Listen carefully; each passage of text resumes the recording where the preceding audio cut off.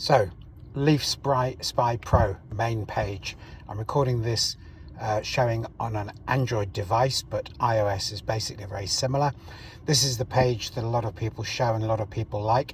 I don't particularly like the multiple dials. I find them very difficult to read while I'm underway. The trick is press load down here and then you can replace with, and I'm trying to think, screen 3. There we go. Screen 3 is my favorite, and when it reloads, this is a very slow Android device that it's attached to, but when it reloads it just shows you the data that you're looking for as numbers rather than as slightly more awkward to read dials. Try it yourself, you might prefer it. So here we go. Now that it's reloaded and refreshed itself, you can see all the data in numerical form, which is, for me, much easier to work with.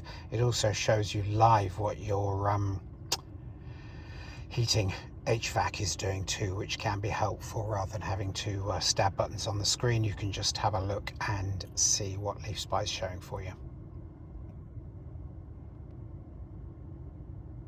And this is the other data page that you can show in numerical form on LeafSpy.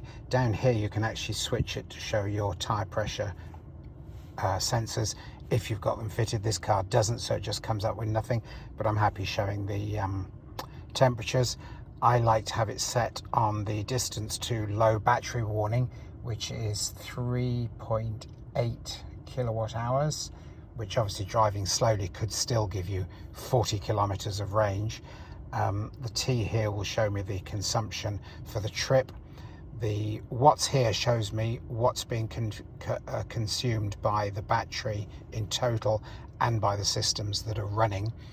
Can be very helpful to see where you're bleeding power away, and it will also, on this side, it will show you when you're regenerating or when you plug in to charge. It will show you what's going on, and obviously we've got all the basic setup figures which make this very easy to work with. This is my absolute preferred screen for when I'm driving because it shows me everything live, most particularly the kilowatt hours remaining in the battery, the GIDs that are usable, and the range to the low battery warning.